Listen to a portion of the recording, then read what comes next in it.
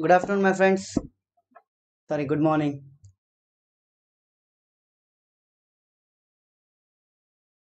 चलिए, hope so सब आ गए। Are you audible with my audio? Hope so सब आ गए। Are you audible? Good morning, good morning. Yes, तो चलिए चलते हैं। आज हम नए टॉपिक के साथ नया शुरुआत करेंगे।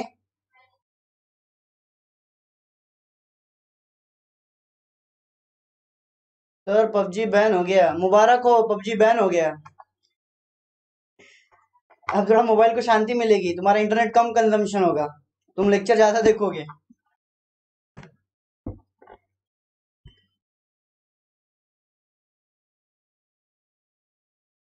चलिए, कलर नहीं हुआ। अरे यार, हो या ना हो उससे अपने को क्या। चलिए, let's start with our new topic, that is flowing back of profit. आज का हमारा नया question, what is flowing back of profit, what is flowing back of profit और रिटेन्ड अर्निंग्स, और retained earnings. Before entering into this topic, let's understand what is flowing back or what is retained. सबसे पहले तो एक बात हमेशा याद रखो, कंपनी बिजनेस क्यों करती है। अभी इतने लोगों ने मेरे बिजनेस में पैसा लगाया था, याद है आपको? स्टार्टिंग में इक्विटी शेयर खरीदे थे लोगों ने मेरे प्रेफरेंस शेयर खरीदे थे लोगों ने, मेरे इसमें डिबेंचर्स परचेज किए थे। तो लोगों ने पैसा क्यों लगाया था मेरे कंपनी में? उनको क्या चाहिए थे? प्रॉफिट कमाने के लिए, प्रॉफिट कमाने के लिए। मेरे कंपनी में सिंपल सी बात है, हमने अपने पैसा क्यों लगाया? क्योंकि सर आपको हम पैसा देंगे तो आप वो पैसे से बिजनेस करोगे, और बिजनेस करोगे तो बिजनेस में क्या होगा? प्रॉफिट होगा। बिजनेस में क्या होगा? प्रॉफिट होगा। और वही प्रॉफिट का एक छोटा सा हिस्सा, एक छोटा सा पार्ट आप किसको दोगे? शेयर होल्डर्स को दोगे। यस और नो? और उसके अलावा क्या? इंटरेस्ट किसको दोगे? डिबेंचर होल्डर्स को दोगे। तो उनको रिटर्न्स मिलेगा। यस और नो? उनको रिटर्न्स मिलेगा। अब आपको एक बात बताता हूं, सुनिए। एक दिन क्या हुआ कि आप आपके पेरेंट्स के साथ जा रहे थे कहीं पे, तो ये बॉयज के लिए थोड़ा सा एकदम रिलेवेंट रहेगा। आप आपके पेरेंट्स के साथ जा रहे थे, आपने एक अच्छी सी बाइक देखी, आपको बाइक बहुत पसंद आई, और अब आप अभी 12th में हो। मैक्सिमम स्टूडेंट्स होते हैं ना, मैक्सिमम बॉय, जो अपने पेरेंट्स को बोलते हैं कि पप्पा जर मी पास झालो ना 12वी, मला बाईक परचेस करून द्या, मला बाईक विकत घेऊन द्या, मला ही वाली बाईक पाहिजे म्हणजे पाहिजे। तो उस टाइम पे पप्पा बोलते हैं, बेटा ख्वाब बड़े मत देख, खुद कमाना और खुद खरीदना।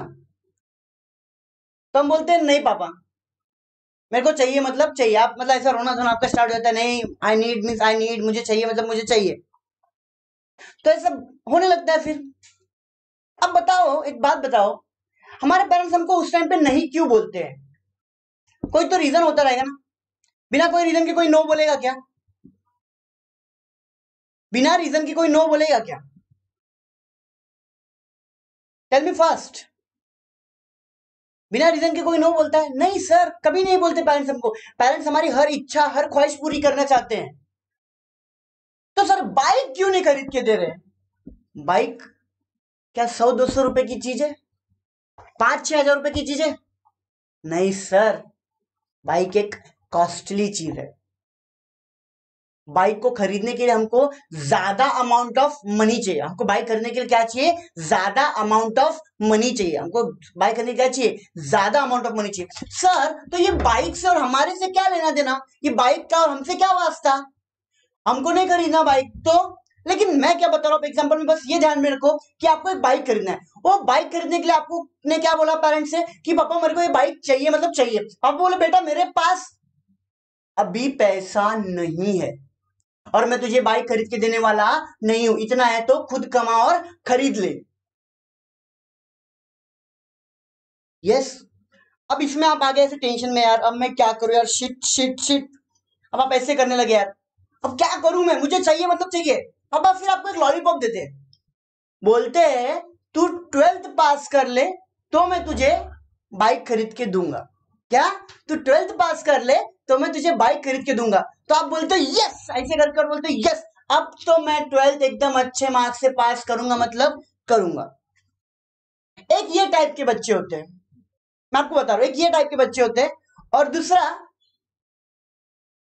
ठीक है आपने खरीद के दे रहे हो ना, मत दो, मैं खुद कमाएगा और खुद खरीद लूंगा।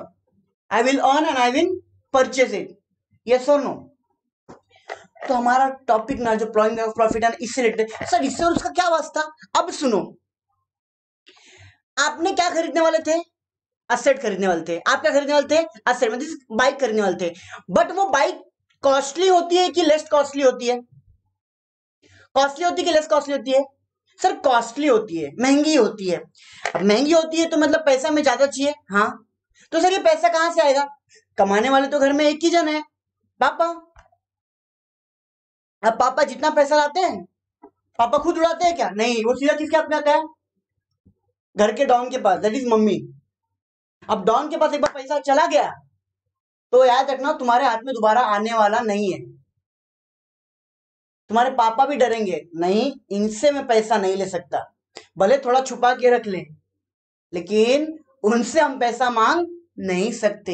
ये बहुत भारी है कि नहीं? यस, मम्मा के हाथ से एक भी रुपया फुकट का, दैट इज वेस्ट नहीं होता। होम मिनिस्टर, यस एग्जैक्टली यही बात तो है। लेकिन आप मालूम है मम्मा ही को पैसा क्यों दिया जाता है? मम्मा ही पैसा क्यों लेती है? पापा भी तो खर्चा कर सकते हैं घर में, मम्मा ही पैसा क्यों लेती है? पापा भी तो खर्चा कर सकते हैं। तो इसके पीछे एक बहुत सिंपल सा रीजन है, how to manage, how to manage things a lady no more better. क्योंकि वो हाउस मैनेजमेंट करती है। जो इंसान एमबीए करके अच्छे से मैनेज नहीं कर पाते पैसे, वही अपनी मम्मी घर में बिना एमबीए किए वो पैसे को मैनेज करती है।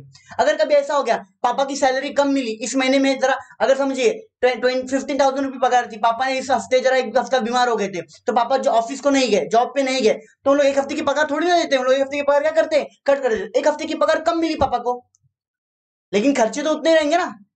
कम पैसे में हम चला सकते क्या? हम नहीं चला सकते, लेकिन मम्मा चला लेती है,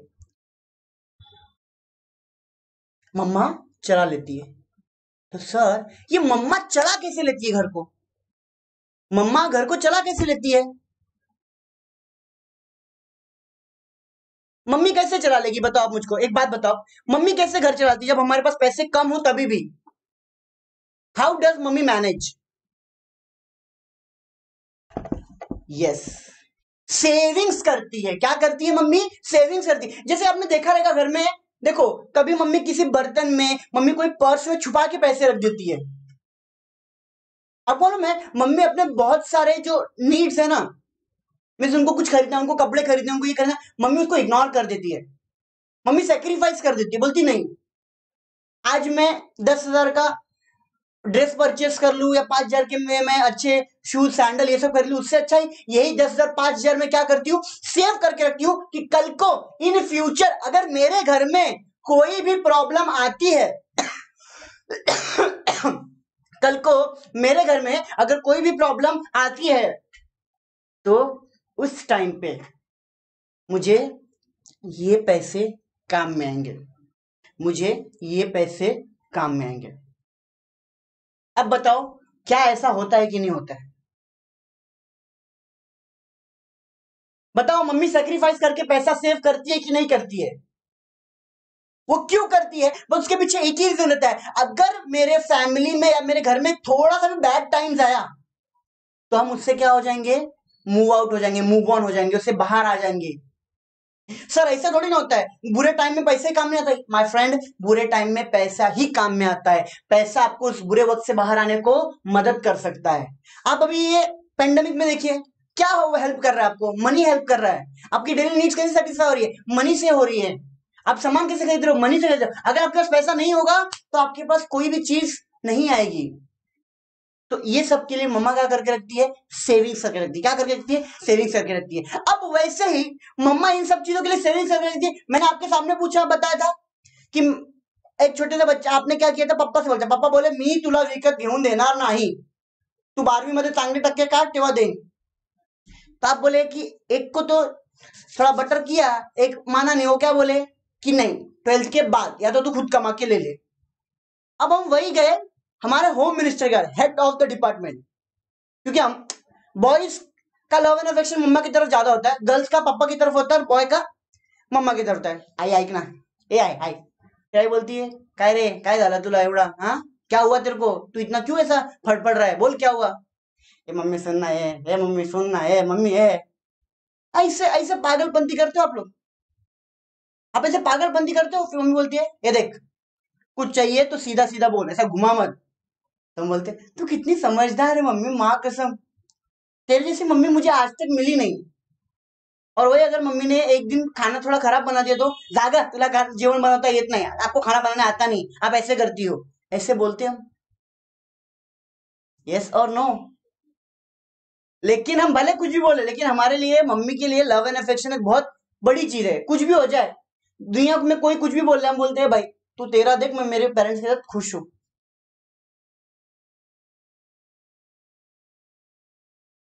यस, तो यही चीज है।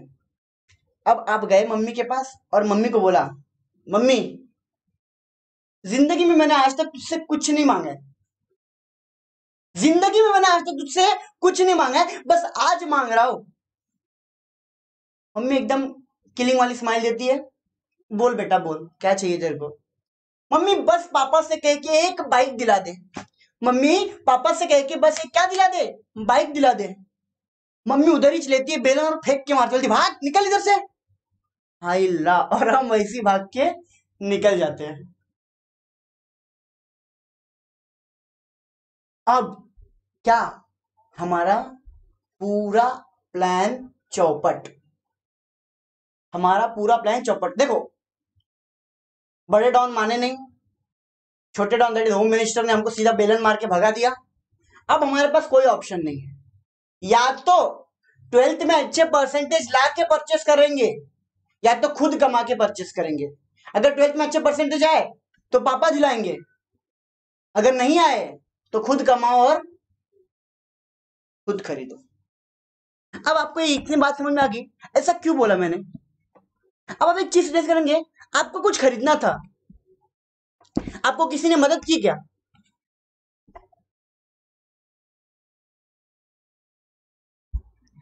हमको किसी ने मदद किया क्या बताओ, मम्मी ने हमको खरीद के दिया, पापा ने हमको खरीद के दिया, नहीं मदद किया, हमको किसी ने मदद नहीं किया।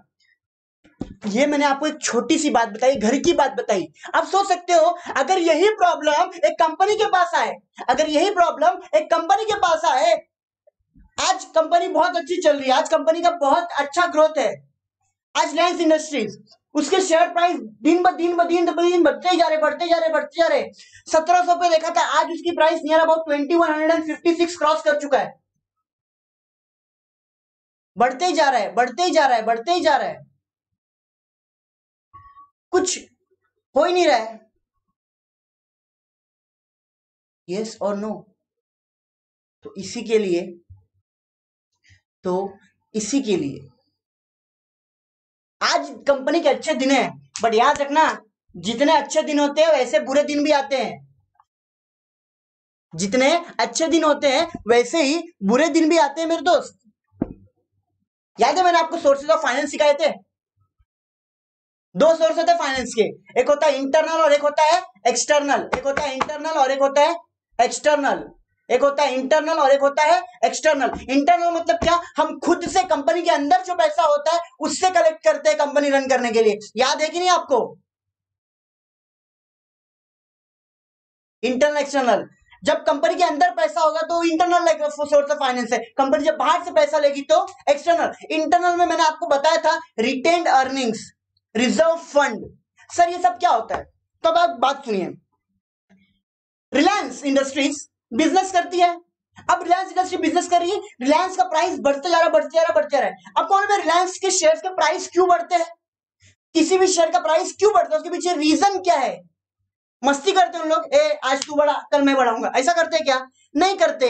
वो क्या करते हैं, सर जो कंपनी बिजनेस ज्यादा करेगी, जो कंपनी प्रॉफिट ज्यादा अर्न करेगी उसके शेयर के प्राइस क्या करेंगे, अपने आप बढ़ते जाएंगे, उसके शेयर के प्राइस क्या करते हैं अपने आप। मतलब कंपनी जितना अच्छा परफॉर्मेंस करेगी उतना ज्यादा उसका शेयर का प्राइस बढ़ेगा। उतना तो उसका शेयर का प्राइस बढ़ेगा। अब क्या हुआ, आज रिलायंस बहुत सुखी जीवन काट रही है। क्यों? क्योंकि रिलायंस के पास जियो है, सब कुछ एकदम हेड्स ऑफ चल रहा है। लेकिन याद करो, अगर आपको एक बात बताऊं, अगर आज रिलायंस कंपनी के पास जियो नहीं होता, रिलायंस कंपनी का अगर जियो नहीं होता, रिलायंस आज लॉस मेकिंग इंडस्ट्री होती। अगर मैं आपको सच्ची बताऊं तो आप बोलोगे सर ऐसा क्यों? रिलायंस का मैक्सिमम बिजनेस क्या है आपको मालूम है? Petrochemical, petrol, diesel, lubricant oil, ये सब, गैस। रिलायंस का सबसे बड़ा बिजनेस ये था जियो आने के पहले। अब बताओ, क्या इस पैंडेमिक में, क्या इस कोविड-19 के सिनेरियो में आप गाड़ी रोज चला रहे हो? आप रोज गाड़ी लेके जा रहे हो, रोज पेट्रोल खर्चा हो रहा है, ऐसा हो रहा है क्या? बताइए मुझे, क्या ऐसा हो रहा है? नो, नो सर, बिल्कुल नहीं हो रहा है, कंफर्म नहीं हो रहा है। कोई भी गाड़ी नहीं चला रहा है। क्यों नहीं सर? एक तो पेट्रोल मिलता नहीं, और सर पैसे नहीं है, तो लोगों की एक्सपेंडिचर क्या हो गया? कम हो गया, लोग पेट्रोल खरीद ही नहीं रहे। अगर लोग पेट्रोल नहीं खरीदेंगे रिलायंस के पेट्रोल पंप से, तो क्या रिलायंस को प्रॉफिट होगा? नहीं होगा। 4 महीने से सब ऐसे पेट्रोल पंप ऐसे ठंडा पड़ा हुआ है, बंद पड़ा हुआ है। बताओ उसको लॉस होता कि नहीं होता? उसको लॉस होता कि नहीं होता? लॉस होता, होता, एग्जैक्टली होता। क्यों? क्योंकि सर कोई पेट्रोल खरीद ही नहीं रहा है। आपके पास पेट्रोल है लेकिन वो खरीद नहीं रहा है, तो आपके पास पैसा आ रहा है क्या? नहीं आ रहा है। तो रिलायंस क्या बुक करता? लॉस बुक करता। अगर ऐसा दिन रिलायंस को देखना पड़ता तो रिलायंस क्या बाहर आ पाता? हाँ सर, रिलायंस बाहर आ पाता। क्यों? रिलायंस पिछले 40 साल से बिजनेस कर रहा है, 40 इयर्स बैक। अब 40 साल में वो प्रॉफिट कमाए, हर 40 साल, हर साल प्रॉफिट कमाया रहेगा, हाँ या ना? कंपनी हर साल प्रॉफिट कमाए रहेगी। अब कंपनी जब हर साल प्रॉफिट कमाती है ना, तो उस प्रॉफिट में से एक छोटा सा हिस्सा, उस प्रॉफिट में से एक छोटा सा हिस्सा, एक छोटा सा पार्ट क्या करती? निकाल के साइड में रख देती। क्या करती? निकाल के साइड में रख देती। बोलती देखिए आज मैंने 100 करोड़ कमाया है, आज मैंने 100 करोड़ कमाया है, तो ये पूरा का पूरा 100 करोड़ मैं शेयर होल्डर को नहीं दूंगी। क्यों नहीं दूंगी? अरे सिंपल सी बात है, आज 100 करोड़ कमाए तो तुम लोग बल्ले बल्ले कर रहे हैं, लेकिन कल अगर मैंने 100 करोड़ का नुकसान कर दिया तो तुम ही लोग बोलोगे कि कंपनी घटिया कंपनी, कंपनी वर्स्ट कंपनी है, इस कंपनी का शेयर बेच दो। यस और नो? तो इसी बात से कंपनी बहुत फ्यूचरिस्टिक होती है। कंपनी बोलती है इस दुनिया में अपना कोई नहीं है, जब तक अपना अच्छा, जब तक हम अच्छा करेंगे तब तक दुनिया हमको याद करती है, लेकिन जिस दिन हमने थोड़ी सी भी गलती कर दी उस दिन पूरी दुनिया हमसे मुंह पलट लेती है। तो वैसे ही रिलायंस इंडस्ट्री, वैसे ही रिलायंस इंडस्ट्री बोलता है 100 करोड़ जो हमने कमाया है, 100 करोड़ जो हमने कमाया है, वो पूरा का पूरा ना देके, वो पूरा का पूरा ना देके, वो जो 100 करोड़ हमने कमाया है, that is for example 100 crore रुपए हमने कमाया था। कितना कमाया था? 100 करोड़ रुपए कमाया था। अब ये 100 करोड़ रुपए क्या है? मेरा प्रॉफिट है। क्या है? मेरा प्रॉफिट है। ये क्या है? मेरा प्रॉफिट है। तो ये पूरा प्रॉफिट क्या करते हैं हम? डिस्ट्रीब्यूट करते हैं। ये प्रॉफिट क्या होता है? डिस्ट्रीब्यूट होता है। क्या होता है? प्रॉफिट डिस्ट्रीब्यूट होता है। प्रॉफिट क्या होता है? डिस्ट्रीब्यूट। डिस्ट्रीब्यूट मतलब क्या सर? बांटा जाता है। क्या कहता है? बांटा जाता है। किसमें बांटा जाता है? शेयर होल्डर्स को। फिर डिबेंचर होल्डर को इंटरेस्ट पे किया जाता है।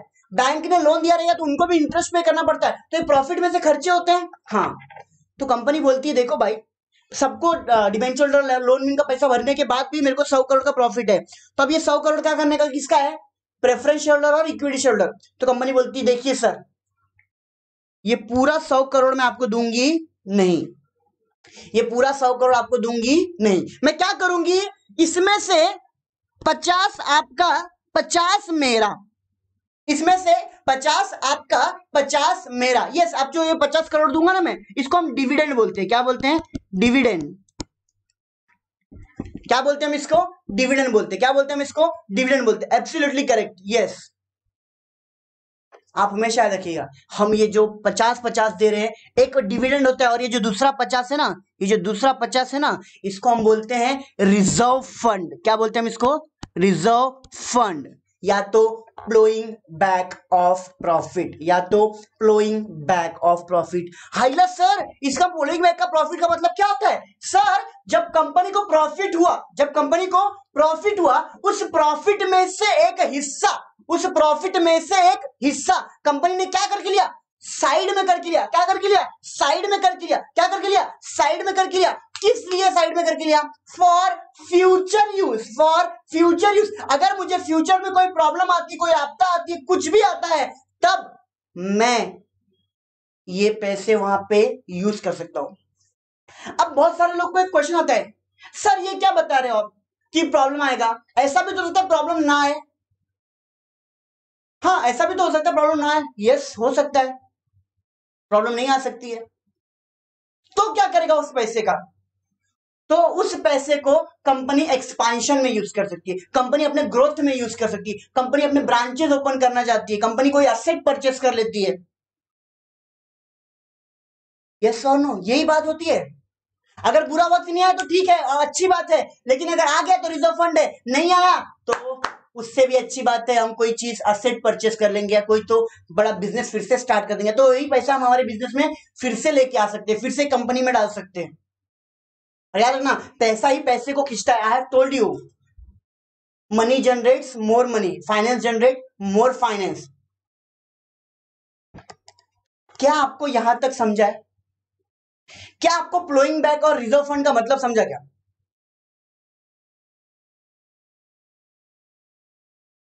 यस, बिजनेस में ऐसा नहीं है कि प्रॉब्लम नहीं आते, 100% आते हैं, बट मैं एकदम टॉप वाली बातें कर रहा हूं। थोड़े बहुत प्रॉब्लम तो कंपनी चला लेगा, लेकिन बड़ी प्रॉब्लम आई तो रिजर्व फंड चाहिए चाहिए।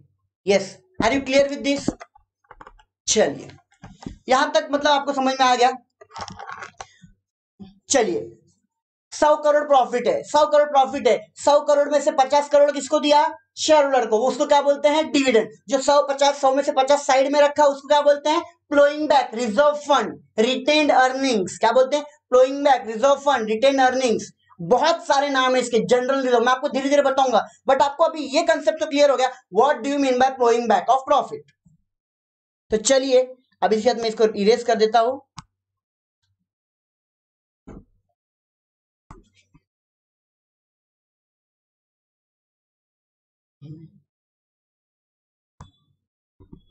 चलिए,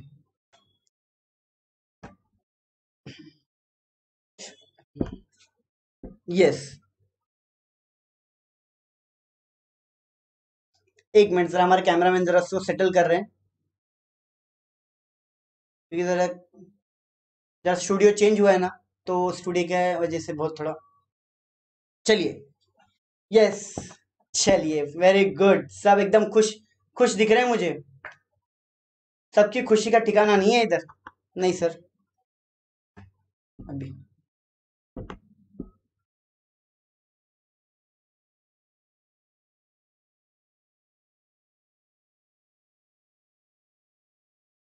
एक मिनट बेटा। पासी क्या रे, चैंपियन चैंपियन का लगा के रखा है तूने? हाँ, चलिए,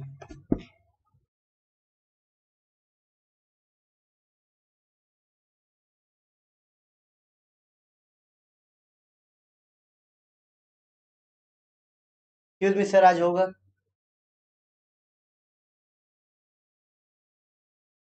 चलिए सर,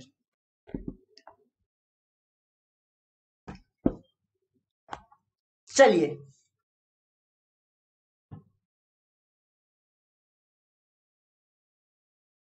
चलिए,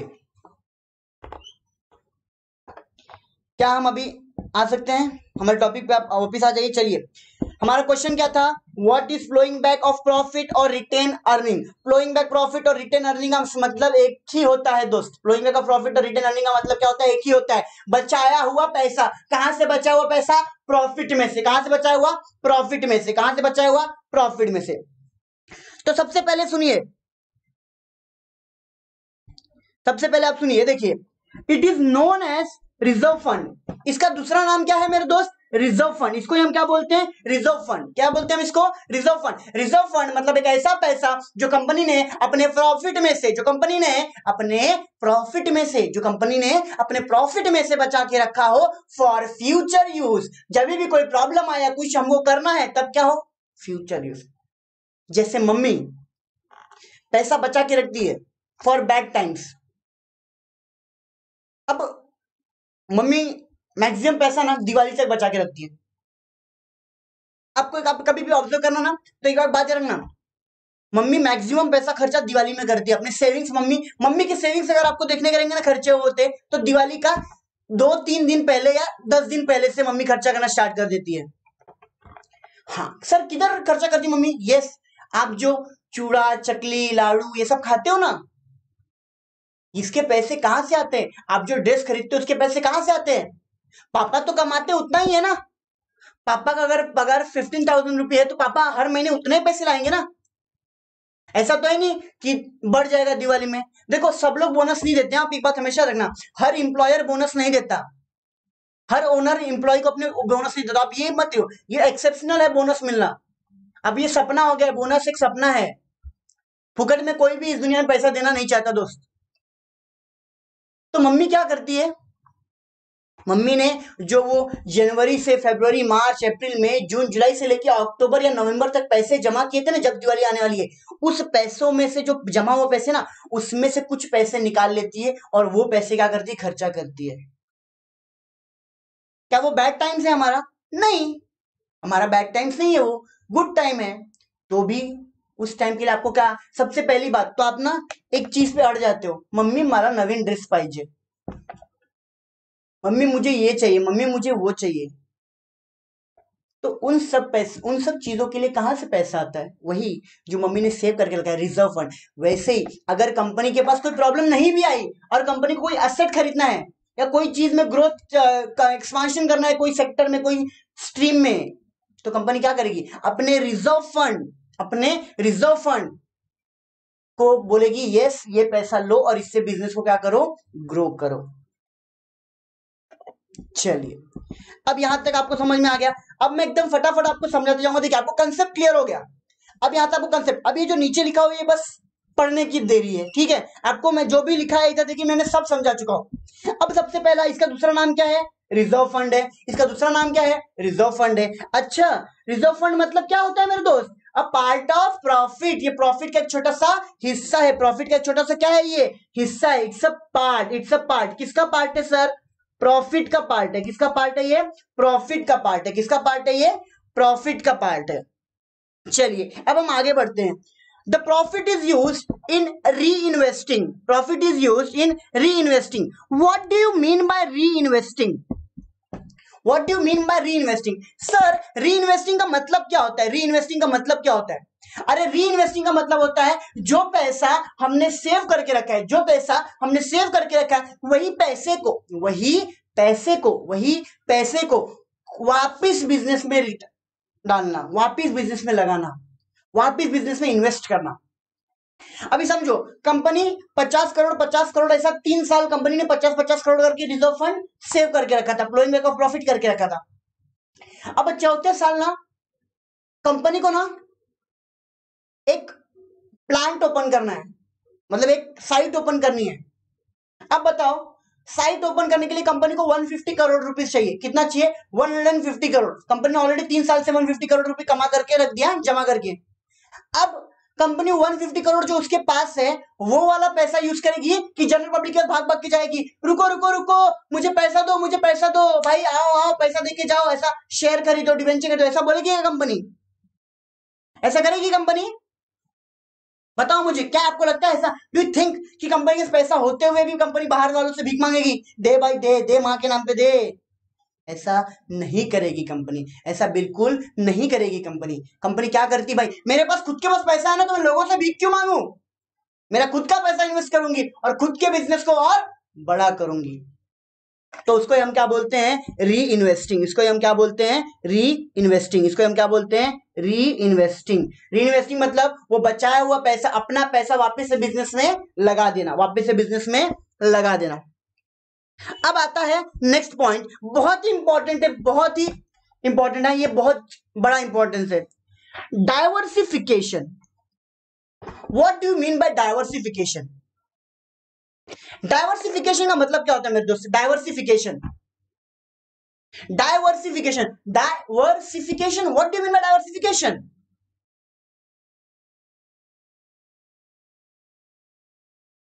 डाइवर्सिफिकेशन का एकदम सिंपल मीनिंग है, मैं आपको बताता हूं। एक बिजनेस से दूसरे बिजनेस में जाना, एक बिजनेस से दूसरे बिजनेस में जाना। अभी रिलायंस का एग्जांपल लेते हैं। रिलायंस का मेन बिजनेस क्या है? पेट्रोलियम, पेट्रोल का बिजनेस है उसका। अब क्या बता सकते हो मुझे, आपको क्या लगता है रिलायंस का दुनिया में एक ही बिजनेस है?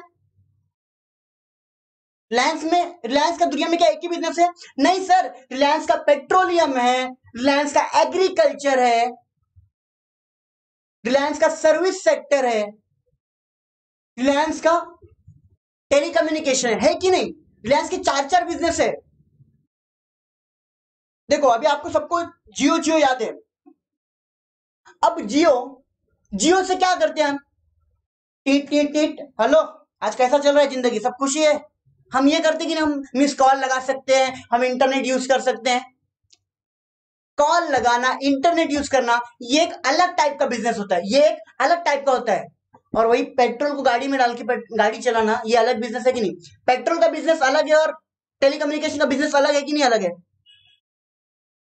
पेट्रोल का बिजनेस अलग है और टेलीकम्युनिकेशन का बिजनेस अलग है। यस सर, 100% अलग है। तो ये जो बिजनेस अलग अलग बिजनेस है ना, इसको हम क्या बोलते हैं? डाइवर्सिफिकेशन। इसको हम क्या बोलते हैं? डाइवर्सिफिकेशन, एक बिजनेस से दूसरे बिजनेस में जाना। अभी हम एक और थोड़ा आगे बढ़ते हैं। डाइवर्सिफिकेशन का एक बहुत बड़ा एग्जांपल देता हूं। गिरी क्लास में हम क्या करते हैं? गिरी क्लासेस किसके लिए? गिरी क्लासेस किसके लिए? हम गिरी क्लास में क्या करते हैं आपके साथ? ऑब्वियसली सर, आप हमको पढ़ाते हो, आप हमको क्या करते हो? पढ़ाते हो। स्टूडेंट्स को क्या करते हो? पढ़ाते हो। तो हमारा हमारा बिजनेस क्या है? To give you service, to provide you education. अब वही अजय सर के पास बहुत पैसा आ गया, अजय सर के पास बहुत पैसा आ गया, अजय सर ने पैसा कमा लिया। अब अजय सर बोलते हैं यार इट्स ओके, ये बिजनेस तो ठीक है, अब मुझे एक और बिजनेस डालने का है। मुझे क्या करना है? एक और बिजनेस डालने का है। अब अजय सर के दिमाग में आया कि देखो ये बिजनेस तो मैं कर ही रहा हूं, क्यों ना मैं एक तबेला डाल दूं, क्यों ना मैं क्या डाल दूं? तबेला डाल दूं। अरे सर क्या बात कर रहे हो, अजय सर तबेला डालेंगे? मैं बता रहा हूं ना, सोचो ना मेरी बात। आप क्यों टेंशन ले रहे हो? सच में थोड़ी डाल रहे, आपको तो सिर्फ सोचने बोल रहा हूं। गिरी क्लास का बहुत पैसा है, गिरी क्लास ने बहुत पैसा कमाया। अब अजय सर बोले कि यार ये पैसे का करूं क्या मैं? घर में रख के क्या हो जाएगा? वेस्ट हो जाएगा, कुछ आएगा नहीं रिटर्न में, ऐसे का वैसे रह जाएगा। इससे अच्छा ये पैसा मैं क्या करूं? गिरी तबेला ओपन कर देता हूं, गिरी तबेला ओपन कर देता हूं। गिरी क्या है? तबेला ओपन कर देता हूं। बताओ, स्टूडेंट्स को पढ़ाने वाला बिजनेस और तबेले वाला बिजनेस, क्या ये बिजनेस सेम है?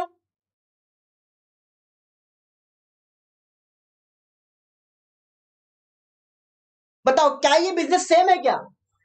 गिरी कॉमर्स क्लासेस एंड गिरी तबेला, are they both are same? तबेले में हम गाय भैंस को बोलेंगे a share is a share in share capital, ऐसा बोलेंगे हम लोग? ऐसा पढ़ाएंगे? Debit what comes in, credit what goes out, ऐसा करेंगे क्या हम कभी? नहीं सर, तबेले का बिजनेस अलग है और क्लासेस का बिजनेस अलग है। इसी अलग अलग बिजनेस को ही तो बोलते हैं डाइवर्सिफिकेशन। क्या बोलते हैं? डाइवर्सिफिकेशन। एक बिजनेस से दूसरे बिजनेस में जाना, एक बिजनेस से दूसरे बिजनेस में जाना, उसको हम बोलते हैं डाइवर्सिफिकेशन। क्या बोलते हैं हम? डाइवर्सिफिकेशन। क्या बोलते हैं हम? Diversification. Are you clear till here? What do you mean by diversification? हाँ मित्रों, तो ये डाइवर्सिफिकेशन को जरा आप याद रखिएगा। आप ये डाइवर्सिफिकेशन की इधर, yes, different line of product, very good. चलिए चलिए, अब वो डाइवर्सिफिकेशन की इधर लिख के लीजिए, डिफरेंट टाइप्स ऑफ प्रोडक्ट या तो different line of business, different types of product या तो डिफरेंट लाइन ऑफ प्रोडक्ट। चलिए यस, अब मतलब मैं आगे बढ़ना चाहिए। यस, अजय सर कभी क्लासेस वाला बिजनेस नहीं छोड़ेंगे। रिमेंबर, आप एक बात हमेशा देखना, आप जब बिजनेस करते हो ना, आपका जो मेन बिजनेस है, मेन बिजनेस है, आप वो कभी नहीं छोड़ते। कुछ भी हो जाए, क्योंकि आपको दिल से लगा होता है वो, मैं इससे इतना ऊपर है। कल को एक बात बताइए, आज गिरी कॉमर्स क्लासेस है, आज गिरी कॉमर्स क्या है, क्लासेस है, आज गिरी कॉमर्स क्लासेस है। कल को अगर अजय गिरी सर ने गिरी कॉमर्स क्लासेस को क्या कर दिया, सर बोले कि नहीं मुझे कॉमर्स के क्लास नहीं चलाने, मैं बहुत देख रहा हूं कि आजकल कॉलेजेस में बच्चों को वो क्वालिटी नहीं मिल पा रही है जो क्वालिटी चाहिए, उसके लिए बच्चे क्या करते हैं, क्लास लगाते हैं, बच्चों का एक्स्ट्रा फीस जाता है। यस और नो, क्योंकि कॉलेज में फीस पे करना पड़ता है और क्लास में फी पे करना पड़ता है। अजय सर बोले ऐसा मैं होने दूंगा नहीं, स्टूडेंट का बेनिफिट ही मेरा मेन मोटिव है। अजय सर का मेन मोटिव क्या है, स्टूडेंट का बेनिफिट करना। अजय सर बोले ठीक है, अब से मैं सीधा गिरी कॉलेज ओपन करूंगा। अजय सर ने आज रात को डिसीजन लिया, 4-5 महीने के अंदर, 1 साल के अंदर अजय सर ने गिरी कॉमर्स कॉलेज ओपन कर दिया। जीसीसी जो गिरी कॉमर्स क्लासेस होता था, अब क्या हो गया, गिरी कॉमर्स कॉलेज हो गया। बताओ ये बिजनेस डाइवर्सिफिकेशन है कि नहीं? पढ़ा ही रहा हूं मैं, पढ़ा ही रहा हूं, बट क्लासेस के बिजनेस से हटके किधर आ गया, कॉलेज के बिजनेस में। यस और नो, जहां पे पहले रूल्स एंड रेगुलेशन गवर्नमेंट के कम थे मेरे पास क्लासेस में, अब वो गवर्नमेंट के रूल्स एंड रेगुलेशन क्या हो जाएंगे, ज्यादा हो जाएंगे।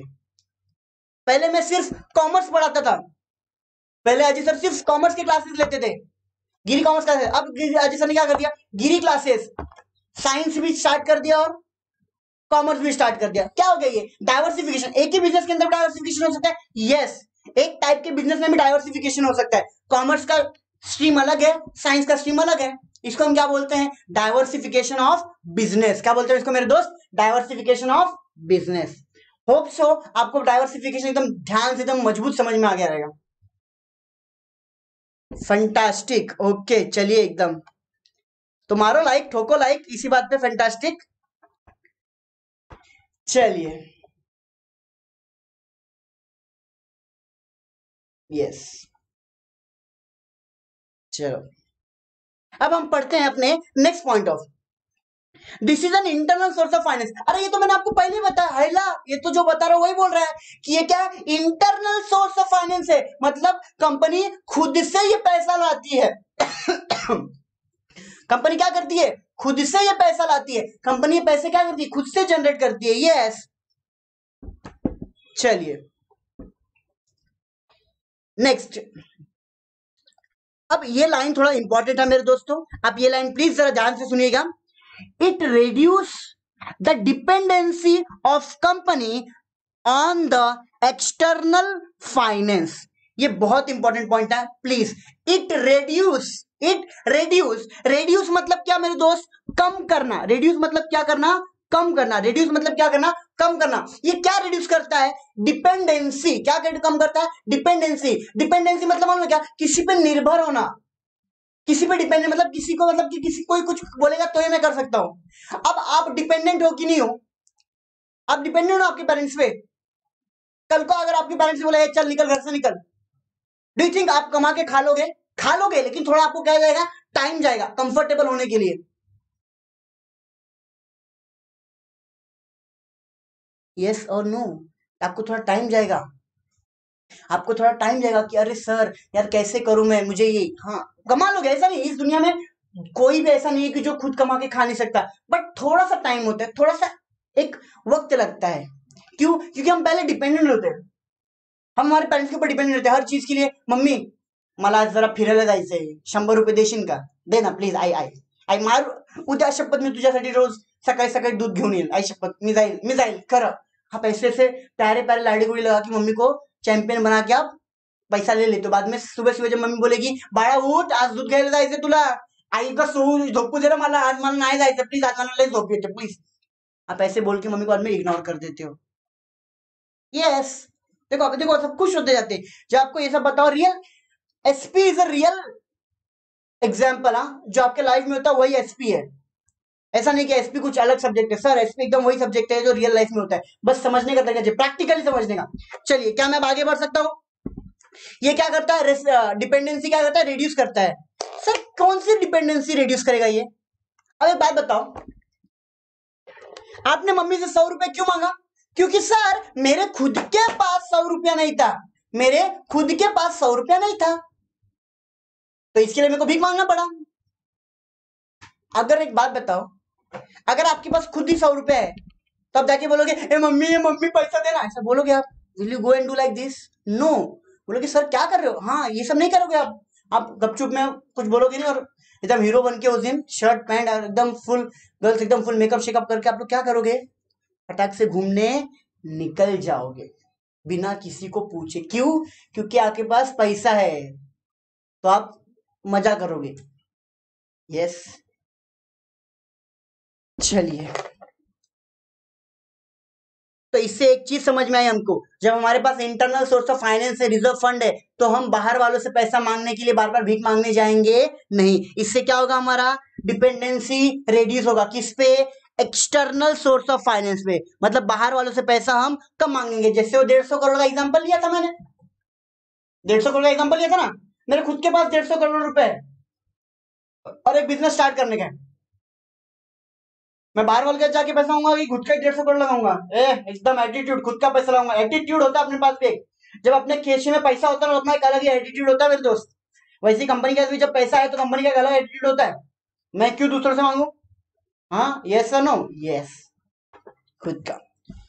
चलिए, now let's move on to next point. It is also known as reserve fund, general reserve, undistributed profit, accumulated profit, retain earning, self financing, auto finance etcetera. Please आप ये सब नाम क्या करके रखिएगा? याद करके रखिएगा। 21 दिन में पैसे double, Lakshmi chit fund investment को। बेटा वो 21 दिन के डबल ना, फिर तेरे को 21 दिन बाद 21 दिन ऐसे भी दिखेंगे ना कि दिन में तारे दिखेंगे तेरे को, चांदनी चांदनी उजाला होगा तेरे साथ। चलिए, now let's move on. Reserve, अब ये जो मैंने आपको बताया, it is also known as, ये नाम प्लीज आप याद रखिएगा। Reserve fund, general reserve, undistributed profit, accumulated profit, retain earning, self financing, auto finance, ये सारे क्या है? नाम है। ये सारे क्या है? नाम है।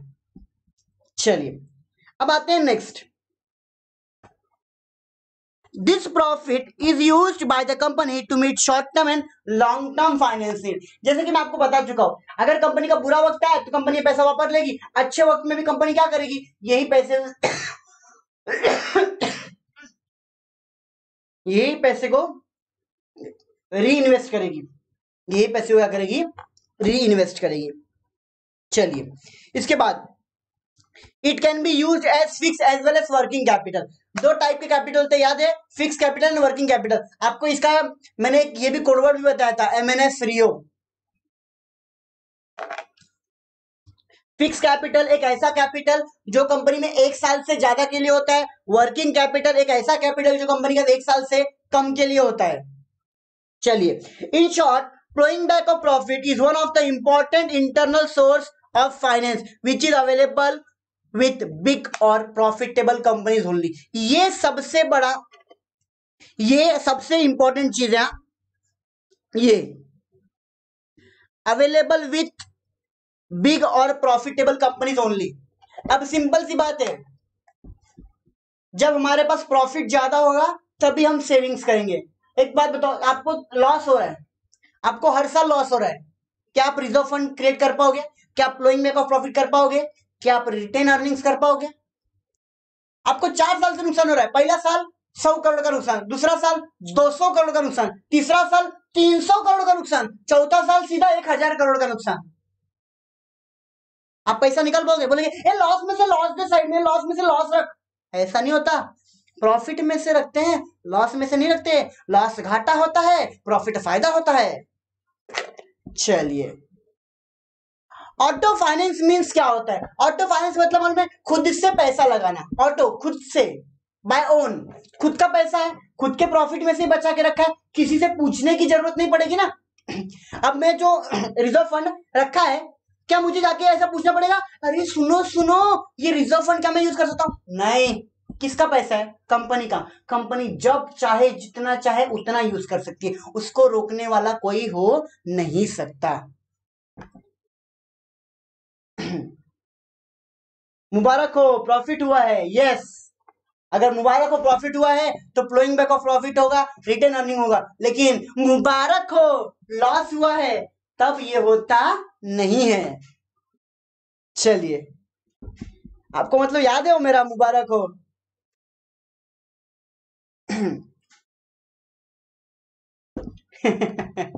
चलिए, यहां तक आपको मीन्स क्लियर हो गया एकदम सब? कोई डाउट है यहां पे?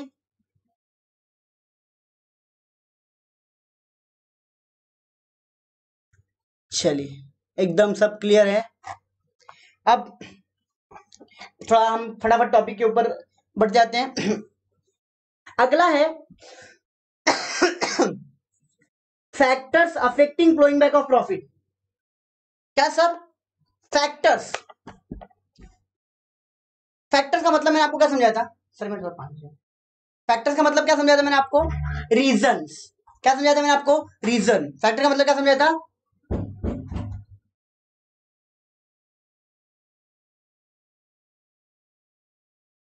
चलिए, मैंने आपको फैक्टर्स कुछ क्या बताया था? रीजंस बताया था। क्या बताया था? रीजंस। सर ऐसे क्या रीजन है, ऐसे क्या रीजन है जिससे reserve fund, flowing back of profit, retain earning, self finance, reserve fund, general reserve, ये सब एक ही चिड़िया है? ये एक ही चिड़िया है लेकिन इसके नाम अलग अलग है। चिड़िया एक ही है। ये रिजर्व फंड के part of profit which is set aside, ये चिड़िया एक ही है लेकिन इसके नाम क्या है? अनेक है। चीज एक ही है लेकिन नाम अनेक है। अभी जैसे कि कोई आपको घर में सोनू बुलाता है तो बाहर कोई आपको ए चैंपियन ऐसा बुलाता है, कोई जानू, कोई बाबू, कोई सोना, कुछ भी बुलाता है। तो आपके व्यक्ति तो एक ही हो बट नाम क्या है? अलग अलग है। वो नाम क्या है? अलग अलग है। वैसे ही बिजनेस में काम तो एक ही करते हैं मेरे दोस्त, लेकिन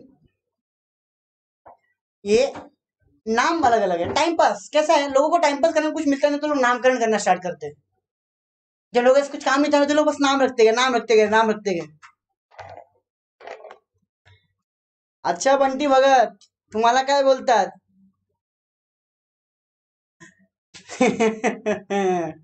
बताता बताता हुए अपना सीक्रेट है ये, अपन बताएंगे नहीं, ये सब बार सीक्रेट है। चलिए,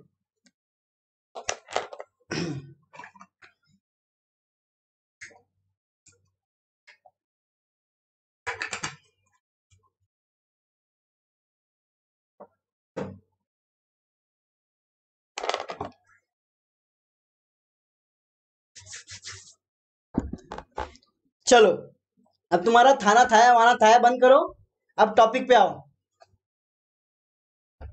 फैक्टर्स, ऐसे कौन से फैक्टर है, ऐसे कौन से फैक्टर है जो फ्लोइंग बैक ऑफ प्रॉफिट को क्या करते हैं? अफेक्ट करते हैं। अफेक्ट मतलब सर इसमें प्रॉब्लम्स डालते हैं, हर्डल्स डालते हैं, रिस्ट्रिक्शंस डालते हैं। हाँ सर, क्या हर्डल्स, प्रॉब्लम, रिस्ट्रिक्शंस? हाँ, ऐसे क्या क्या रीजंस है जो फ्लोइंग बैक ऑफ प्रॉफिट को रखने से हमको रोक सकते हैं या तो हमको प्रॉब्लम देंगे?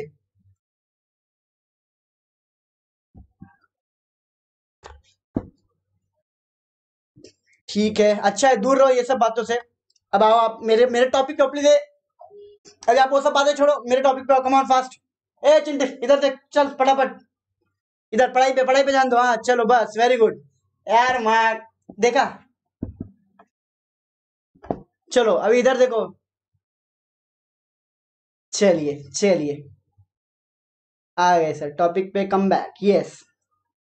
तो फैक्टर का मतलब मैंने क्या समझाया था आपको? रीजन। फैक्टर का मतलब क्या समझाया था मैंने आपको? रीजन। रीजन। अफेक्टिंग मतलब क्या? ऐसे प्रॉब्लम्स। क्या प्रॉब्लम्स? हाँ छोटू इधर। तो फैक्टर्स ऐसे फ्लोइंग बैक ऑफ, ऐसे क्या रीजन है, ऐसे क्या चीजें हैं जो फ्लोइंग बैक ऑफ प्रॉफिट में प्रॉब्लम्स डाल सकती हैं? तो देखिए, सबसे पहला प्रॉब्लम क्या होता है मालूम है क्या? Depreciation policy. सबसे पहला प्रॉब्लम क्या होगा? Depreciation policy. Sir what do you mean bye depreciation? What do you mean bye depreciation? Sir depreciation का मतलब क्या होता है?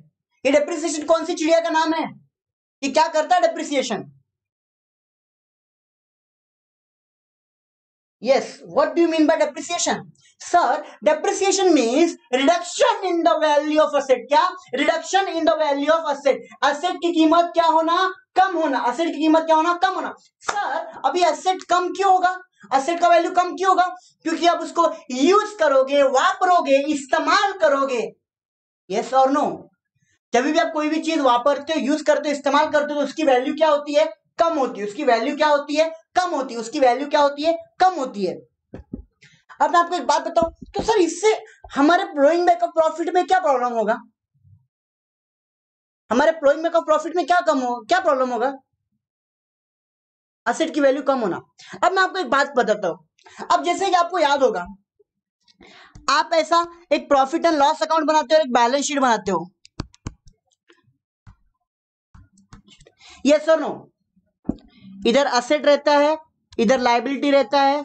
ये डेबिट साइड, ये क्रेडिट साइड. इधर एक्सपेंस लिखते हैं और इधर इनकम लिखते हैं. यस, हाँ या ना? अभी समझिए, हम डेप्रिसिएशन किस पे चार्ज करते हैं? हम डेप्रिसिएशन किस पे चार्ज करते हैं? असेट पे या लायबिलिटी पे? प्लीज टेल मी, डेप्रिसिएशन किस पे चार्ज करते हैं? असेट या लायबिलिटी पे? ऑब्वियसली सर, असेट पे चार्ज करते हैं. ऐसा कोई लायबिलिटी नहीं जिसके ऊपर डेप्रिसिएशन चार्ज हो. यस. अभी समझिए, एक असेट है, एक असेट है, एग्जांपल प्लांट एंड मशीनरी. उसकी वैल्यू है 50 लाख रुपीस. कितनी है? 50 लाख रुपीस. 50 लाख रुपीस. अभी मैं इसमें बोलता हूं कि सर 10% का डेप्रिसिएशन. क्या बोलता हूं मैं? 10% का डेप्रिसिएशन. 10% का क्या? डेप्रिसिएशन. 10% का क्या? डेप्रिसिएशन. 10% का डेप्रिसिएशन. तो 50 लाख पे 10% कितना होगा मेरे दोस्त? 50 लाख पे 10% कितना होगा? फटाफट बताइए मुझे. यस सर, सर 5 लाख होगा. तो आप क्या करते हो? इसके दो इफेक्ट आते हैं. इसके क्या करते हो आप? दो इफेक्ट करते हो. Less from that particular asset. Yes और no? Less from that particular asset. और second effect, profit and loss account के डेबिट साइड में to depreciation on plant and machinery. क्या मैंने सही बोला? क्या एकदम सही बोला मैंने? क्या आप ऐसा ही करते हो? यस सर, हम ऐसा ही करते हैं. 5 लाख रुपया एसेट से माइनस करेंगे. 5 लाख रुपया एसेट से क्या करेंगे? माइनस. लेस डेप्रीसिएशन 5 लाख रुपए. आउटर कॉलम में 45 लाख. और 5 लाख किधर लेके आते हैं? To depreciation 5 lakh. हाँ, तो आपको बताऊं सर, अब ये जो आप जादू जादू करके दिखा रहे हो, अब आप ये जो जादू जादू करके दिखा रहे हो, इससे हमारे को क्या? इससे हमारा क्या? इससे हमारा क्या वास्ता है इसमें? अब अकाउंट पढ़ाने लगे? नहीं मेरे दोस्त, ये अकाउंट से रिलेटेड चीज है. प्रॉफिट एंड लॉस अकाउंट में आप क्या फाइंड करते हो? प्रॉफिट एंड लॉस अकाउंट में आप क्या फाइंड करते हो? बताओ मुझे. प्रॉफिट एंड लॉस अकाउंट में आप क्या फाइंड करते हो?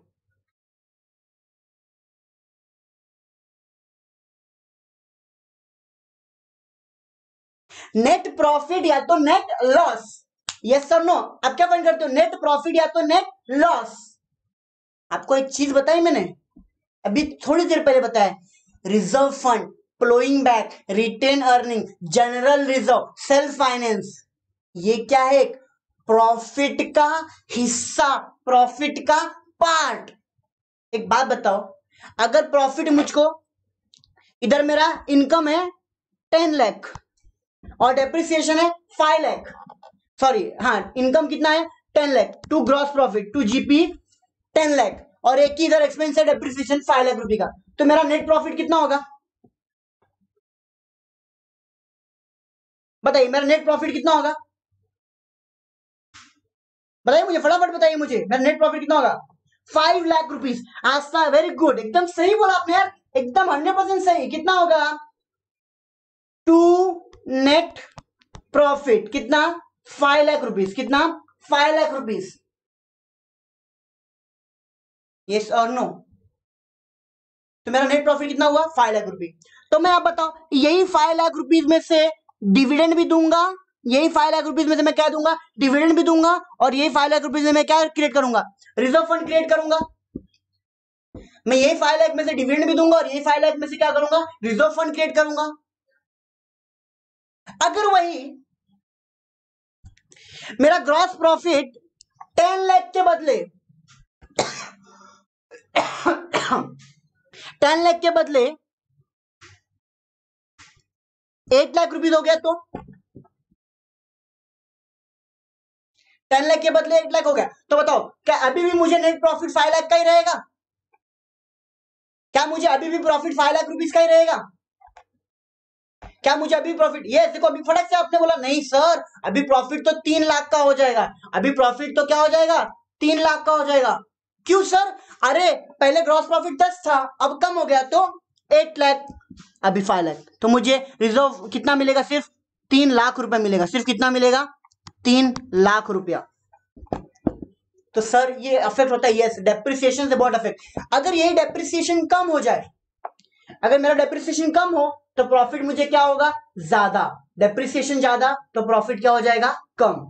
हमेशा रखना, अगर डेप्रिसिएशन का अमाउंट कम है तो प्रॉफिट क्या होता है, ज्यादा।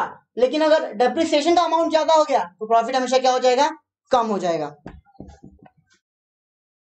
Are you clear till here? Did you get this?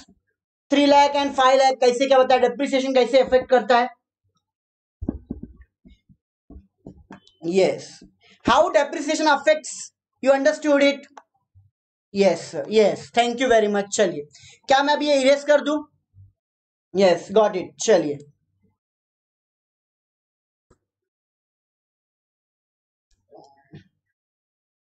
एकदम देखिए, एकदम बेसिक से मैं आपको पढ़ा रहा हूं, ओके ठीक है, आप एकदम ध्यान से रखिएगा, ये चीजें बहुत अच्छी हैं, ये चीज आपको बहुत याद रखना चाहिए।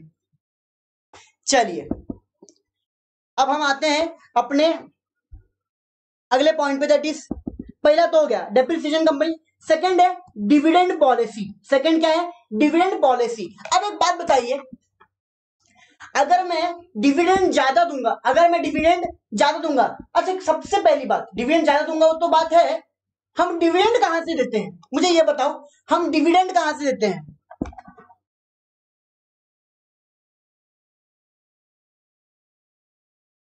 प्रॉफिट का एक हिस्सा।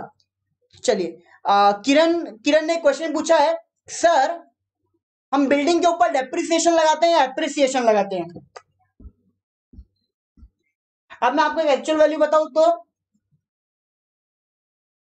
इन accounts it is a depreciable asset. In accounts it is a depreciable asset, क्योंकि जो चीज की लाइफ होती है ना उसके ऊपर डेप्रिसिएशन होता है। जो चीज की एस्टिमेटेड लाइफ होती है, मतलब पहले से डिसाइड कर सकते हो कि सर इतने टाइम बाद ये क्या होने वाला है, खत्म होने वाला है।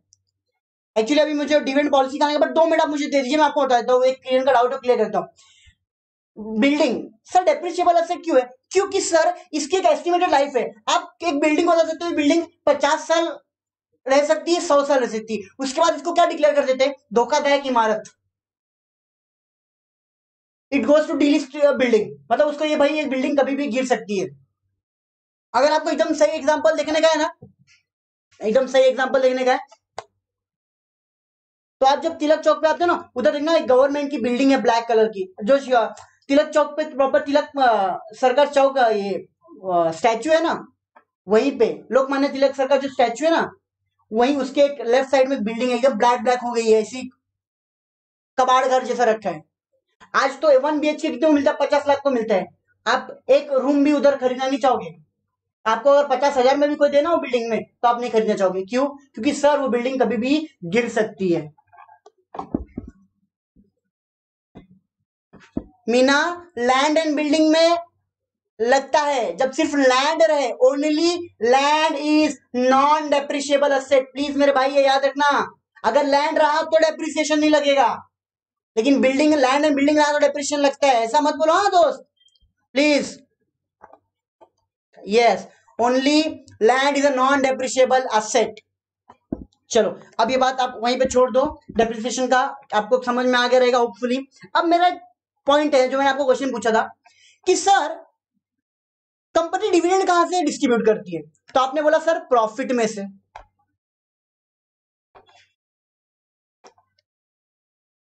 फिर सर प्रॉफिट में से, तो सर ये प्रॉफिट कैसे प्रॉफिट होता है?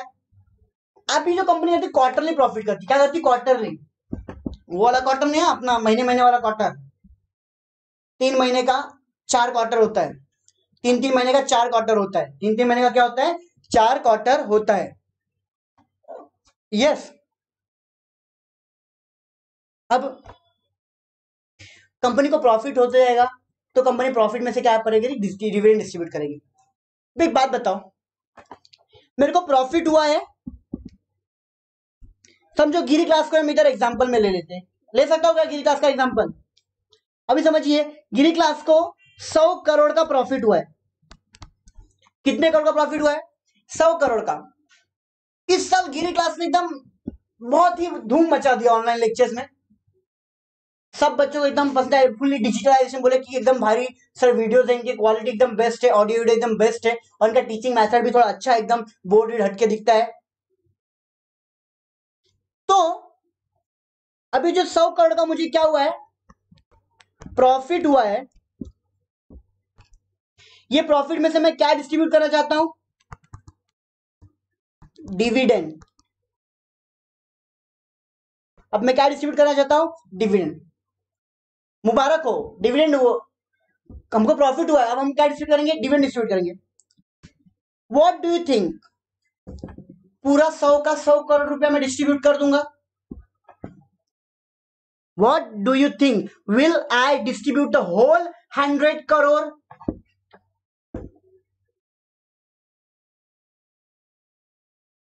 No, never, कभी नहीं। मैं क्या करूंगा? इस 100 करोड़ में से थोड़ा पैसा शेयर होल्डर को, थोड़ा पैसा रिजर्व फंड, थोड़ा पैसा शेयर होल्डर को, थोड़ा पैसा रिजर्व फंड को। लेकिन सोचो, अगर मैंने बोला कि ठीक है चल, अभी जैसे कि एक ने बोला सर 50-50 करेंगे, 50 शेयर होल्डर का 50 मेरा, 50 शेयर होल्डर का 50 मेरा। मैं एकदम सन की इंसान हूं, एकदम सन की, मतलब नहीं, मैं नहीं। अब हमने क्या डिसाइड किया गिरी क्लास में कि मित्रों, इस साल भले हमारी कंपनी में बहुत अच्छा खासा प्रॉफिट हुआ है, लेकिन हम डिविडेंड सिर्फ 2 करोड़ रुपया का देंगे। प्रॉफिट हुआ 100 करोड़ का, डिविडेंड दे रहे हैं सिर्फ और सिर्फ 2 करोड़। कैसा हो सकता है? यस, ऐसा हो सकता है। आप जबरदस्ती नहीं कर सकते कंपनी के साथ कि मुझको डिविडेंड ज्यादा चाहिए, मतलब ज्यादा चाहिए। It's on company whether to give dividend और नॉट। एक बात हमेशा याद रखना, आप कंपनी को फोर्स नहीं कर सकते कि मुझे ज्यादा डिविडेंड चाहिए, मुझे ज्यादा डिविडेंड चाहिए। तेरे को ज्यादा डिविडेंड चाहिए तो मेरे शेयर बेच और निकल। स्ट्रेट फॉरवर्ड, कंपनी अपने से डिसाइड करेगी। सर क्या बात कर रहे हो, 100 करोड़ कमाओगे, फिर 2 करोड़ क्या दोगे? डिविडेंड दोगे। 2 करोड़ क्या दोगे? डिविडेंड दोगे। 2 करोड़ क्या दोगे? डिविडेंड दोगे। 2 करोड़ क्या दोगे? डिविडेंड दोगे। 2 करोड़ क्या दोगे? डिविडेंड दोगे। 100 करोड़ कमाया, अब मैं बोला 2 करोड़ क्या दूंगा? डिविडेंड दूंगा, और बाकी कितना बचा? 98 करोड़ क्या रखूंगा? Reserve fund. 2 करोड़ डिविडेंड और 90 crore fund, reserve fund. Sir क्या ऐसा हो सकता है? यस, ऐसा हो सकता है। अगर मैं डिविडेंड कम दूं तो रिजर्व फंड ज्यादा बचेगा, और वही अगर मैंने इस 2 करोड़ के बदले 2 करोड़ के बदले 25 करोड़ डिविडेंड दिया, इस 2 करोड़ के बदले 25 करोड़ डिविडेंड दिया, अब बताइए मेरे पास रिजर्व फंड कितना आएगा? अगर मैं 25 करोड़ रुपए डिविडेंड देता हूं तो अब मेरे पास डिविडेंड कितना, मेरे पास प्रॉफिट कितना बचेगा? रिजर्व फंड कितना बचेगा? 75 करोड़। कितना बचेगा? 75 करोड़। 75 करोड़। आपको इससे एक चीज समझे क्या? अगर मैं डिविडेंड कम दूंगा, अगर मैं डिविडेंड कम दूंगा तो रिजर्व फंड ज्यादा रहेगा, अगर डिविडेंड ज्यादा दूंगा तो रिजर्व फंड क्या हो जाएगा? कम हो जाएगा। रिजर्व फंड क्या हो जाएगा? कम हो जाएगा, रिजर्व फंड क्या हो जाएगा, कम हो जाएगा। अगर मैं डिविडेंड ज्यादा दूं तो रिजर्व फंड कम, डिविडेंड कम दूं तो रिजर्व फंड क्या हो जाएगा, ज्यादा। यस, चलिए अब यहां पे एक बच्चे का एकदम स्वीट सा क्वेश्चन आया था, सर डिविडेंड कौन देता है, डिविडेंड कौन देता है? तो आपको एक बात बता दूं, dividend board of director propose करते हैं। क्या? सुनिए, ध्यान से सुनिए क्या बोल रहा हूं मैं, dividend board of director propose करते हैं। जो आप करते हो वो वाला प्रपोज नहीं, ये प्रपोज होता है मतलब रिकमेंड। क्या करते हैं? रिकमेंड। सर इस साल कंपनी इतना डिविडेंड देगी, और वही चीज को कौन अप्रूव देता है? Share holders. Share holder approve करते हैं, बोर्ड ऑफ डायरेक्टर क्या करते हैं? रिकमेंड, और शेयर होल्डर क्या करते हैं? अप्रूव। ठीक है, इस साल कंपनी हमें इतना डिविडेंड देगी तो चलेगा। अब आपको समझा डिविडेंड देता कौन है? एक्चुअल में तो बोर्ड ऑफ डायरेक्टर ही देते हैं, एक्चुअल में बोर्ड ऑफ डायरेक्टर ही देते हैं, बस इसका अप्रूवल किससे चाहिए रहता है? शेयर होल्डर से, शेयर होल्डर से। Are you done? चलिए यहां तक सबको समझ में आ गया। Now third point, level of tax policy of the company. आपको एक बात बताओ, आपको मालूम है कंपनी के ऊपर टैक्स लगता है? टैक्स मतलब क्या होता है? टैक्स मतलब सर एक ऐसा पैसा जो गवर्नमेंट हमसे लेती है, जो गवर्नमेंट हमसे लेती है। किसके लिए सर? तुमने पैसा कमाया ना, दे भाई, दे पैसा दे। भीख मांगने आती गवर्नमेंट? गवर्नमेंट को भी पैसा चाहिए ना भाई, तो गवर्नमेंट कहां से लाएगी? कंपनी से टैक्स लेती है, सबसे टैक्स लेती है गवर्नमेंट। तो वैसी सुनिए, अब ये बात एकदम ध्यान से सुनिए। सर आपको एक बात बताना चाहता हूं, आप मालूम है हमारे इंडिया में कंपनीज के ऊपर कितने परसेंट का टैक्स लगता है? क्या आप जानते हो कंपनी के ऊपर कितने परसेंट का टैक्स लगता है? जो मुझे बताएगा चलो उसको 20 रुपए का इनाम। फटाक से बताओ मुझे, 20 रुपए का दूंगा इनाम, फटाक से बताओ। और किसी ने भी गूगल किया तो मां कसम याद रखना तुम वो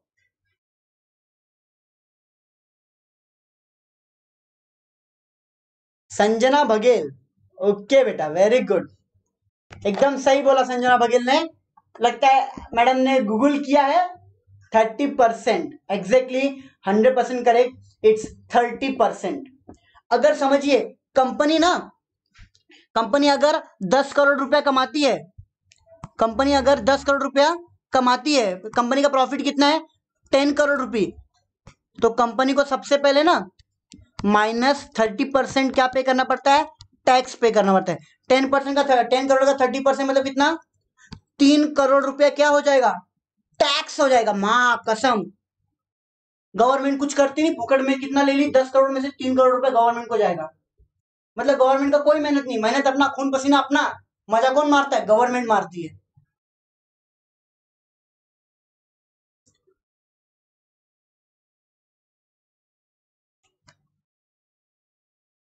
चलिए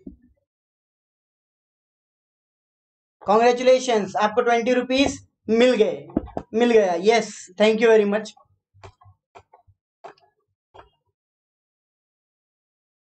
हाँ, ये 3 करोड़ का सिर्फ क्या लगेगा? टैक्स लगेगा। एक बात बताओ, अगर यही गवर्नमेंट 30% रखी है, ये तो कम है मेरे दोस्त। आज से आप 20-25 साल पहले देखते ना तो 70% का टैक्स होने का, 70%, 50% के टैक्स थे गवर्नमेंट ने। मतलब अगर आप 10 करोड़ कमाते हो तो 50%, 5 करोड़ आपका, 5 करोड़ किसका? गवर्नमेंट का। तो इसके लोग पहले नहीं करते थे, टैक्स नहीं भरते थे, गवर्नमेंट को इनकम दिखाने का नहीं। तो इसके लिए गवर्नमेंट को मालूम पड़ा कि नहीं बाबा, टैक्स रेट कम करो तो अपने को लोग पैसा देंगे।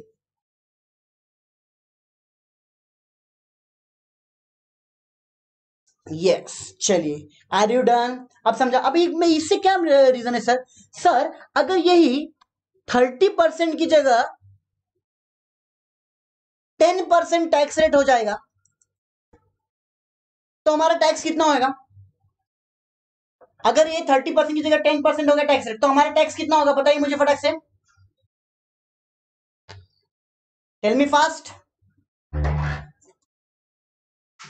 ये सीए है कंपनी का बेटा, अमन सीए है कंपनी का। चलो इधर देखो, तो कितना हो जाएगा मेरे दोस्त, 1 करोड़। कितना हो जाएगा, 1 करोड़ रुपए। कितना हो जाएगा, 1 करोड़ रुपए।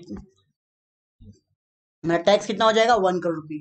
अगर टैक्स का रेट ज्यादा रहेगा तो प्रॉफिट कम हो जाएगा। अगर टैक्स का रेट ज्यादा रहेगा तो प्रॉफिट कम हो जाएगा, लेकिन वही टैक्स रेट कम रहेगा तो प्रॉफिट क्या हो जाएगा, ज्यादा हो जाएगा। Are you done? सर ऐसा कैसे बता रहे हो आप? सिंपल सी दोस्त बात है मेरे दोस्त।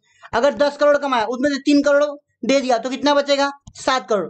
ये पहला था जब कंपनी का टैक्स रेट कितना था, 30%। अब वही दूसरा 10% है टैक्स रेट। कितना कमाया, सेम कमाया, 10 करोड़। टैक्स कितना लगा, 1 करोड़। कितना बचा, 9 करोड़। इधर 7 करोड़ कमाया था, इधर कितना कमाया, 9 करोड़। प्रॉफिट ज्यादा किधर कमाया, 10% वाले में ना। चलिए डन। यहां तक सबको समझ में आ गया है?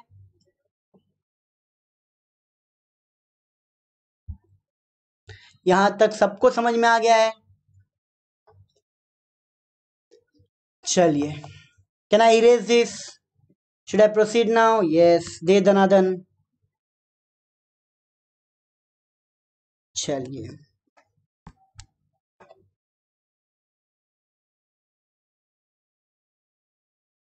अब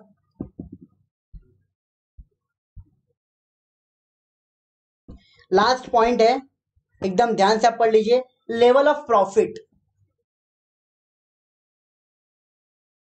साक्षी जोशी, यस बताइए आपका डाउट क्या है बेटा? सच्ची मैंने पढ़ा नहीं, अभी आप बता दीजिए मुझे फटाक से, आपका डाउट क्या है?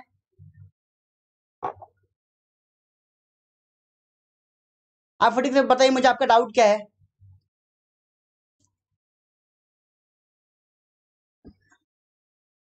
Yes I am waiting, please be fast. चलिए चलिए, प्लीज डाउट लिख के भेजिए, अभी तो मैं फटाक से रीड करके आपको बता दूं।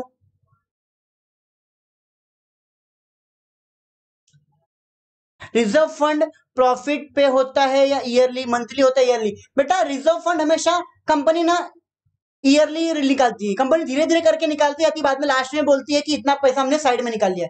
एक्चुअल में तो at the end of the year ही होता है। At the end of the year ही डिसाइड कर दिया था इतना पैसा इधर। अब एक बात बताओ, सिंपल सा लॉजिक वाला क्वेश्चन, आपको कब मालूम पड़ता है कि मुबारक हो मुझे प्रॉफिट हुआ है? ड्यूरिंग द बिजनेस कि eight the end of the year? बताओ, ड्यूरिंग द बिजनेस कि eight the end of the year? Profit हुआ मुबारक हो कब मालूम पड़ता है? प्रॉफिट हो कब मालूम पड़ता है, at the end of the year. हाँ, at the end of the year, yes. तो at the end of the year आपको पड़ा कि मुबारक को 100 करोड़ का प्रॉफिट हुआ है, तो उस 100 करोड़ में से आप क्या बोलोगे, 50 मेरा, 50 शेयर होल्डर का। तो कब निकला रिजर्व फंड साइड में, at the end of the year. At the end of the year. Now are you clear?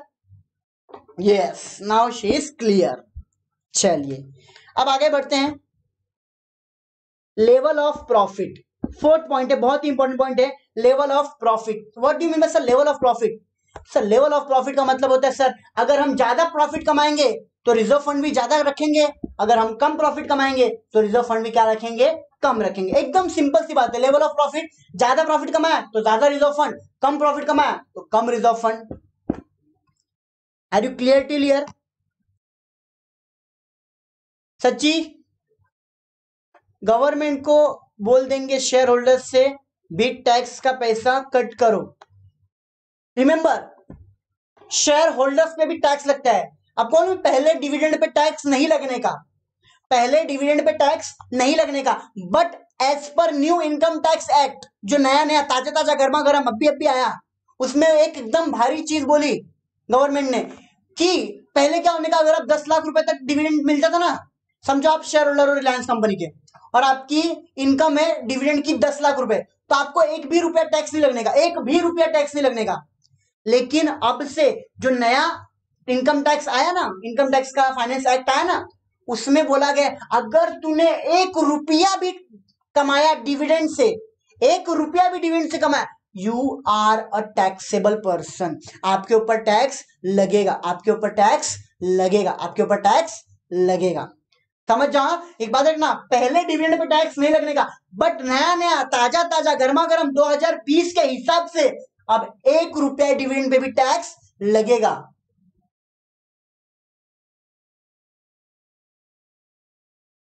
Okay,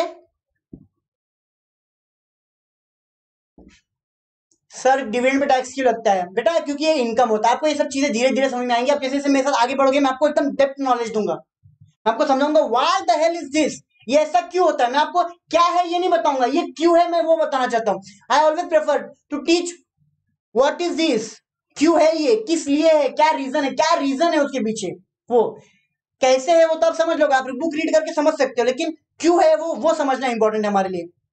चले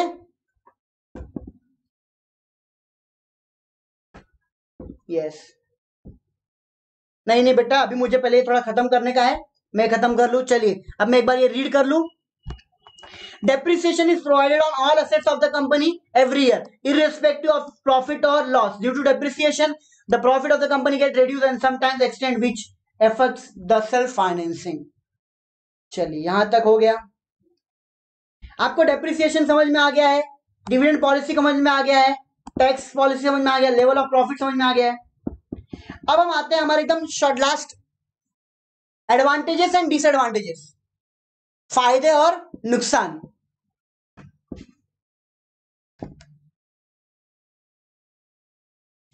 हम आते हैं फायदे और नुकसान, advantages and disadvantages, advantages and disadvantages.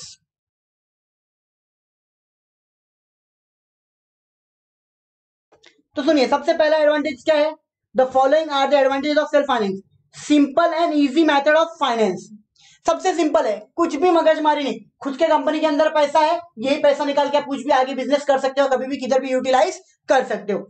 Second, the survival capacity of company will increase, company को अगर कोई भी दुविधा प्रॉब्लम आएगी तो कंपनी खुद का पैसा वापर सकती है।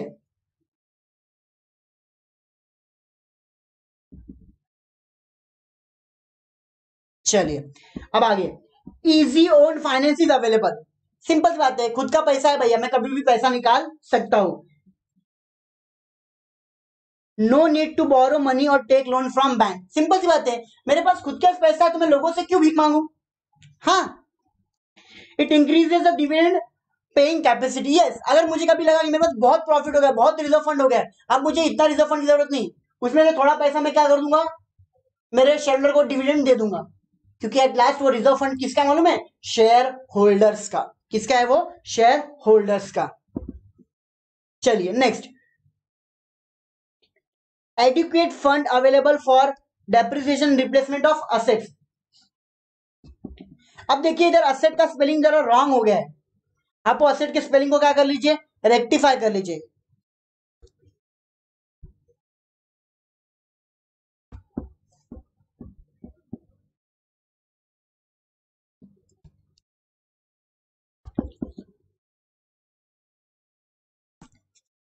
आप प्लीज ये असेट्स की स्पेलिंग को करेक्ट कर लीजिए, ओके नोट्स में देखिए थोड़ा रॉन्ग हो गया रहेगा, आप वो असेट्स की स्पेलिंग को क्या कर लीजिए, रेक्टिफाई कर लीजिए। डन।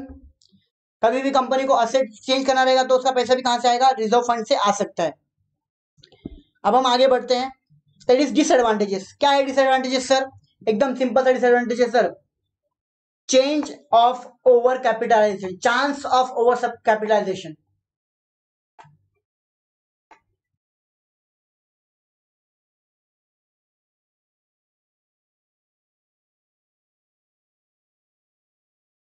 चलिए, चांस ऑफ ओवर कैपिटलाइजेशन, ये जरा आप ध्यान से सुनिएगा। एडवांटेजेस तो मैंने आपको ऊपर ही पढ़ा दिया, अब ये जो डिसएडवांटेज है ना इसको हमें थोड़ा ध्यान से पढ़ना पड़ेगा। अब सुनिए, कैपिटलाइजेशन का मतलब क्या होता है, सबसे पहले तो आप क्या समझिए, what do you mean by capitalisation. Sir capitalisation का मतलब क्या होता है, what do you mean by capitalisation. Capitalisation का मतलब बिजनेस में हमने कितना कैपिटल इन्वेस्ट किया, बिजनेस हमने क्या किया, कितना कैपिटल इन्वेस्ट किया। अच्छा, ये तो चीज मैं आपको बता रहा हूं कि बिजनेस में कितना कैपिटल इन्वेस्ट किया है। अब हम इसको चीज को थोड़ा सा स्टॉप करते हैं और मेरा आपसे क्वेश्चन है,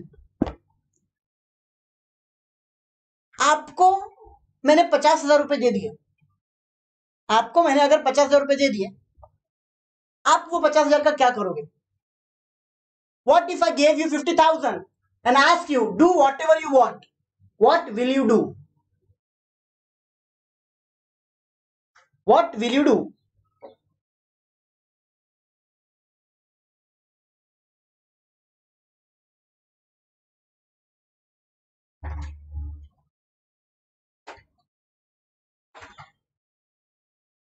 Yes, the maximum answer I got from चिंटी हाउलो लोग सबसे मेरे को आंसर मिला ये कि सर सबसे पहले तुम एक एप्पल वॉच, एक एकदम लेजेंड आदमी है, एकदम एकदम लेजेंड, हमारे बाजू में है, वो आदमी बोलता है कि मैं एप्पल का वॉच कर दूंगा सर।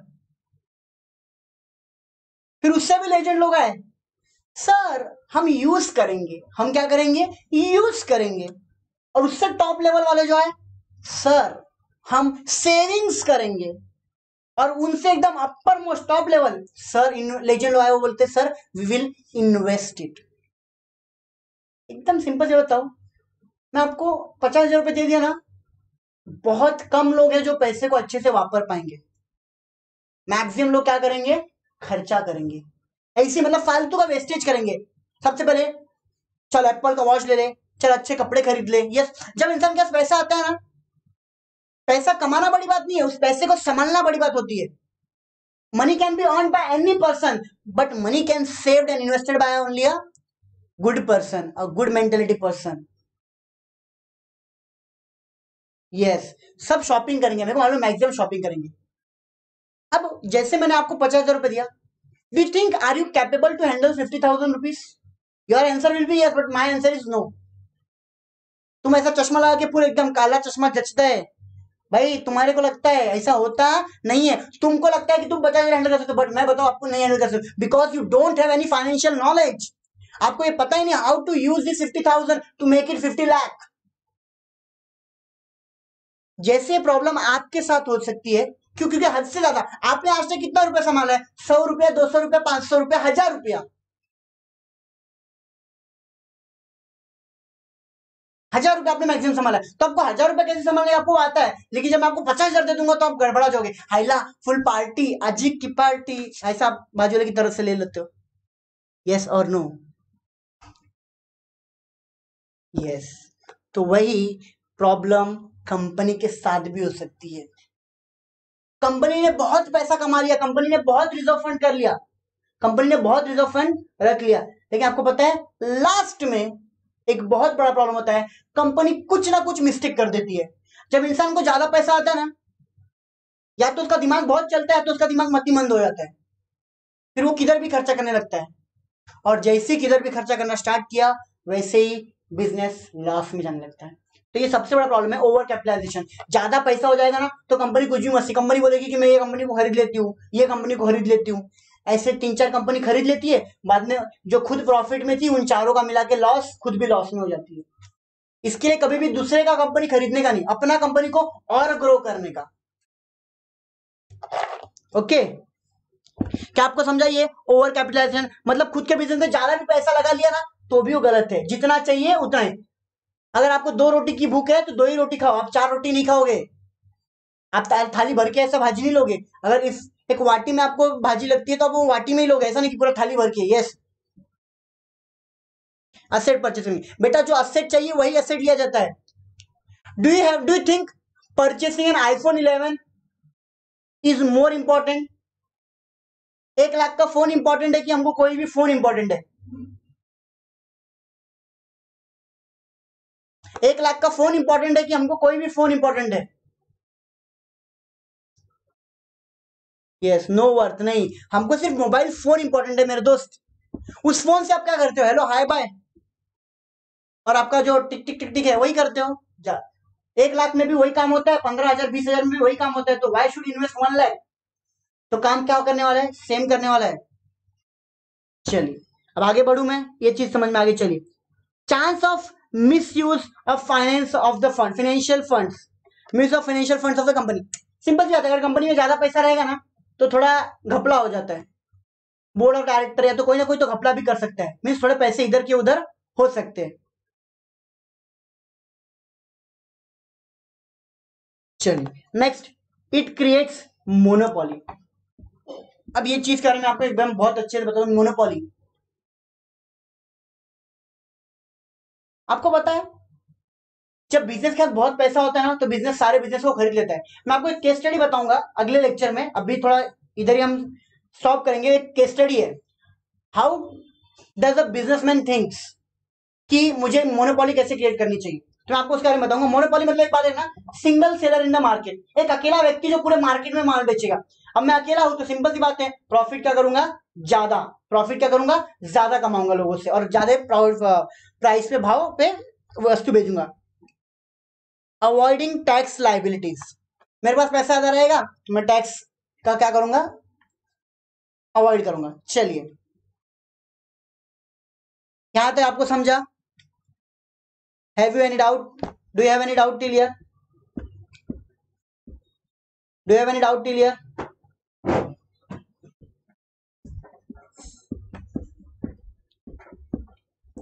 नो। चलिए यहां तक देखिए ये पूरा हो चुका है। फैक्टर्स देखिए मैंने, what is flowing back of profit, factors, advantages, disadvantages. Remember this can be asked to you for 5 marks. 5 mark के लिए आता है इतना सा, सिर्फ इतना सा, कितने मार्क के लिए, 5 मार्क के लिए। अगर आप अच्छे से लिखे तो आपको अच्छे मार्क्स इसमें मिल सकते हैं। चले, चलिए okay, have a great day, bye.